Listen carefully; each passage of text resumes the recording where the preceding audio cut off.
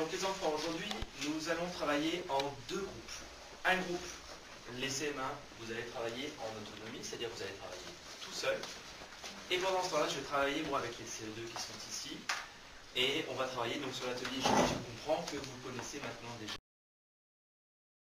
Aujourd'hui, donc je vais vous lire un texte. Je vais vous lire un texte à voix haute. Vous n'allez pas les yeux, donc je vais vous lire bien fort. Vous essayez de comprendre. Lecture, on va travailler en deux groupes ici. Un groupe travaillera en autonomie, vous resterez à vos places, et un groupe ira travailler avec moi sur la table du fond. D'accord? Voilà, ensuite, je vais commencer la lecture. Avant de faire la lecture, simplement, je précise un petit peu, Petitane, il y a plein de petits mots qui peuvent vous paraître difficiles. Ces mots-là, on va les expliquer, les étudier tous ensemble tout à l'heure, lorsqu'on sera en petit groupe. Ceux qui veulent éventuellement fermer les yeux pour bien se concentrer, pour bien écouter pendant la lecture, il n'y a pas de problème. La marmotte est un mammifère. Tout l'été, cette peluche vivante, que l'on peut admirer en altitude, profite de la saison chaude. Elle s'amuse, batifole dans les pâturages, se repose au soleil sur les rochers et fait la belle pour les randonneurs. Toutefois, la petite prévoyante prépare l'hiver en se gavant d'herbe et de baies, si bien que notre cher ami se transforme en petite boule. Dès novembre, le petit animal hiberne dans des terriers souterrains. Son corps vit au ralenti, passant d'une température de 36 degrés à 5 degrés. Au printemps, les premiers signes de réveil apparaissent et le petit quadrupède reprend une vie normale. Quel est cet animal? La marmotte. La marmotte. Est-ce que vous savez tous à quoi ressemble une marmotte? Alors, pour vous aider à mieux la représenter, simplement, je vais imprimer une petite photo trouvée sur Internet d'une marmotte. J'ai fait exprès de prendre une photo avec une personne à côté pour mieux imaginer la taille de cet animal. Je vous laisse afficher ici. La consigne est la suivante. Écoutez bien. On vous demande de recopier, sur les petites lignes qui sont en dessous, de recopier tous les mots ou expressions, c'est-à-dire les petits groupes de mots, qui désignent la marmotte, c'est-à-dire qui remplacent la marmotte. Donc dans le texte, il y a plein de petits mots qui remplacent la marmotte. Il va falloir les retrouver, les recopier. Comment appelle-t-on un mot qui désigne un même mot? Parce qu'on se souvient, on l'a déjà dit dans les fois précédentes. Substitut. Substitut. Des substituts. Ça vient du verbe substituer, qui veut dire remplacer. Donc aujourd'hui, on va essayer de repérer tous les substituts du mot marmotte qui sont dans le texte. Ok? Alors, pour faire un petit exemple, là, par exemple, on va essayer ensemble, si je dis une phrase du type Romain joue au ballon, est-ce que vous pourrez me trouver un petit groupe de mots, un petit mot qui peut remplacer Romain? Pour savoir. Non, Romain.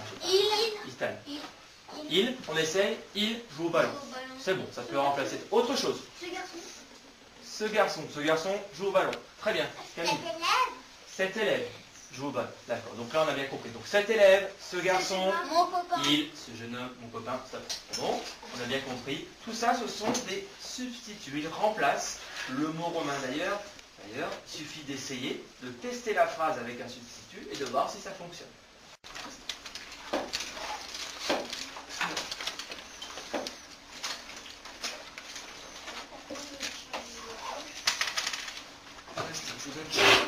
D'accord. Alors, on va commencer tout d'abord, avant de se lancer dans l'exercice, autrement dit, Aya, on va faire un tout petit jeu. Vous allez travailler par deux, c'est-à-dire, il va y avoir un petit jeu de cartes ici, et un jeu pour vous. Ces jeux correspondent au vocabulaire. Alors, on a ici, par exemple, les étiquettes, donc là, elles ne sont pas découpées. On a des mots qui sont dans une case rouge qui correspondent à des verbes. Ces mots, ils sont dans le texte. Ce sont les mots un petit peu difficiles du texte. Donc aujourd'hui, on va essayer de les comprendre. Vous allez essayer de chercher leur définition. Alors, on a ici d'abord le mot. Et ici, on a, dans l'autre case, leur définition. Voilà. Le but du jeu, vous l'avez compris, il va falloir quoi faire? Voilà, on va essayer de les associer un petit peu comme des dominos. Donc on met d'un côté le mot, de l'autre côté sa définition. Alors en plus, il y a une petite aile, il y a une couleur. Les mots en rouge, ce sont les verbes. Les mots en bleu, ici, ce sont les noms. Et les mots en gris, ce sont les adjectifs. D'accord? Si jamais vous ne trouvez pas, ou alors vous avez, il y en a une qui est d'accord pour une définition et l'autre qui n'est pas d'accord, comment fait-on pour deviner, pour avoir la solution? On le laisse jusqu'à la fin et après nous après que c'est comme on n'a pas. Et après on devra tous se mettre d'accord. D'accord, donc on peut procéder par élimination, en effet, d'accord, on fait d'abord ceux qu'on connaît et à la fin va nous rester ceux qui ne restent pas, qu'on n'a pas trouvé, ou alors c'est vraiment encore un doute, vous n'êtes pas d'accord? Il y a un outil qui nous sert à trouver les définitions, c'est quoi? Ouais, dictionnaire. Le dictionnaire. Le dictionnaire, ce sera le seul arbitre. Si jamais vous êtes complètement perdu, vous n'y arrivez pas à trouver la définition, vous prenez le dictionnaire. Ok? Est-ce que c'est bon? Vous avez compris? Une fois que c'est terminé, vous allez reconstituer toutes les paires. Hein, vous essayez parce que vous êtes allé sur la table. Hein, on met ça sur la table ensemble. Et ensuite, vous allez pouvoir vous lancer dans l'exercice. Seul, on recopie les substituts du mot marmotte en dessous. D'accord? C'est compris? Oui. Bien. Alors je vous donne un jeu ici. Et un jeu ici. Hop, Camille, tenez. Voici l'exercice. Avec le petit texte qu'on va regarder ici. Je vais vous demander, première étape, vous allez lire le texte silencieusement, tout seul, en s'appliquant lentement pour bien le comprendre. D'accord? Deuxième étape, je vais vous demander de me repérer avec votre règle et votre crayon, de souligner tous les mots qui désignent ce qu'elle fait, la marmotte, c'est-à-dire toutes les actions, tous les verbes d'action se fait. Donc on souligne les verbes de ce qu'elle fait. C'est bon? Vous avez compris? On lit une fois et ensuite, tout seul, on souligne les verbes qui correspondent à ce qu'elle fait. Toutes ces actions. On a fini, on attend en silence.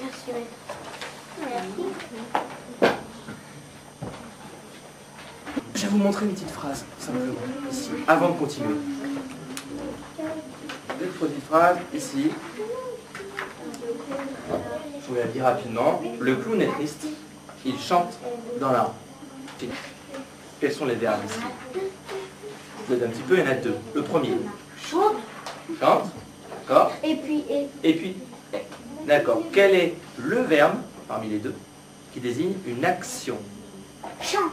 Chante. En effet, qu'est-ce qu'il fait le clown?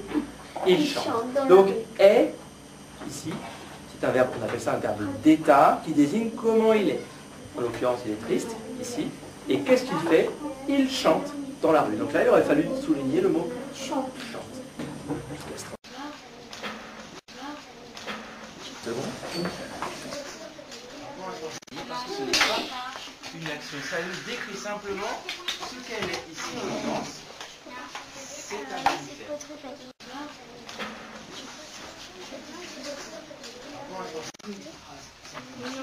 Avant de continuer. Une petite phrase ici. Je vous la dis rapidement. Le clown est triste. Il chante dans l'arbre. Voici une phrase. Quels sont les verbes? Je vous donne un petit peu, il y en a deux. Le premier. Chante. Dans la deuxième phrase. Tu vas essayer. Tout l'été, Après, c'est lesquels Tu choisis. Les rouges. D'accord. Comment il est? C'est ça? En l'occurrence, il est triste. Ouais. Et qu'est-ce qu'il fait? Dis le mot. Ah, c'est ça. Alors, on va prendre dans la deuxième phrase. Tu vas essayer. tout l'été, Après, c'est lesquels Tu choisis. Les rouges. D'accord. La marmotte est un mammifère. La marmotte est un mammifère. Ici, est-ce qu'il y a un verbe? Quel est le verbe? Le verbe être. Eh oui, il est gentil, par exemple. On corrige. Elle est gentille. Dans la deuxième phrase, tu vas essayer. Romain. on t'écoute. Alors, tout l'été, cette peluche vivante que l'on peut admirer en altitude profite de la saison chaude. D'accord. Alors, ici, qu'est-ce qu'elle fait? Elle profite de la saison chaude. Donc, ici, vas-y, redis. Elle profite de la saison Alors, qu'est-ce que tu as souligné? Le petit mot, le verbe, c'est elle. Profite. Elle profite. Ouais. Elle profite. Alors, ici, dans le texte, Oh, je suis. quel est le sujet? Qui est-ce qui profite? Bah, la marmotte. C'est écrit la marmotte, je vois pas la marmotte, moi. Qu'est-ce que c'est écrit? Peluche. Cette Peluche. peluche C'est la marmotte. vivante, cette peluche vivante, c'est C'est la elle marmotte. ici qui profite. Alors, c'est qui? C'est la marmotte, la peluche. C'est la marmotte. Alors, justement, on a trouvé une première réponse à la consigne de l'exercice. La marmotte, en effet, ça a été remplacé ici par cette peluche vivante. C'est donc ce qu'on appelle tout à l'heure, on a dit, Ethan, c'est un substitut. La marmotte, ici, a été remplacée par cette peluche vivante. Un substitut est un mot, ou un mot peut être remplacé par la marmotte. On peut remplacer par le mot marmotte. Quand on relit la phrase et que ça a du sens, c'est qu'il s'agit de... Voici la règle, ici. Alors, qu'est-ce qu'on a dit tout à l'heure? On a dit qu'on pouvait remplacer dans la phrase cette peluche vivante, normalement, par la marmotte. Alors, on essaye. Ethan, tu vas relire la phrase et tu vas remplacer cette peluche vivante par la marmotte pour savoir si ça fonctionne. Cette marmotte que l'on peut admirer en altitude profite de la saison chaude. On a analysé ici toutes les actions, on a pu essayer de voir un petit peu quels étaient les substituts. Alors maintenant, je vais vous laisser travailler tout seul. Tout seul, donc on ne discute pas. Et on va se concentrer, vous allez cette fois-ci répondre à l'exercice, c'est-à-dire qu'il va falloir faire ce qu'Ethan avait commencé à faire, sauf que cette fois, ce n'est pas les verbes. On va répondre réellement à la consigne. Il faut copier tous les mots qui désignent la marmotte, tous les substituts. C'est tout.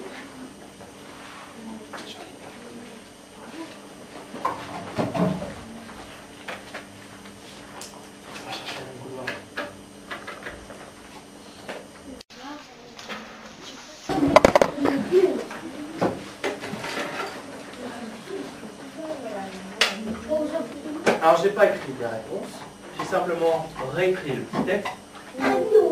Ici et là, moi, sur le tableau, je vais entourer les réponses que vous, normalement, vous avez écrites. Ici, pour valider une réponse, pour dire si c'est bon ou pas, on va essayer de remplacer le mot qu'on a pensé être substitut, on va le remplacer par la marmotte. Ce qui fait qu'on va relire la phrase, simplement de remplacer ce qu'on pense être un substitut par la marmotte. Si ça a du sens, c'en est un, c'en est pas. Si ça ne fonctionne pas, c'est que c'en est pas. Que je vais entendre un ou deux élèves pour lire le texte. Vas-y, on t'écoute, c'est parti. La marmotte est un mammifère. Tout l'été, cette peluche vivante que l'on peut admirer en altitude profite de la saison chaude. Elle s'amuse, patifonne dans les pâturages, se repose au soleil et les rochers, Sur les rochers. et fait la belle pour les randonneurs. Toutefois, la petite prévoyante prépare l'hiver en se gavant d'herbe et de baies. Les premiers signes de réveil apparaissent et le petit quadrupède reprend une vie normale. On va terminer pour les quelques petites minutes qui nous restent par un tout petit jeu. Alors, ce petit jeu, vous regardez ici. Il va falloir utiliser bien les consignes. Le texte, il va être devant vous. Je vais vous donner des petites énigmes. On commence. C'est une classe. Donc, ceux qui ont trouvé, lève la main. D'accord? Classe dans laquelle on trouve aussi bien les baleines et les vaches que les vaches, ou alors les marmottes. Ce sont des... Non. Camille? Mammifère. Il s'agissait bien ici du mot mammifère. On continue. Hauteur à laquelle vole un avion. Il s'agit de... Altitude. C'est comme étude. On dit, Cassandra, c'est Altitude. altitude. En effet.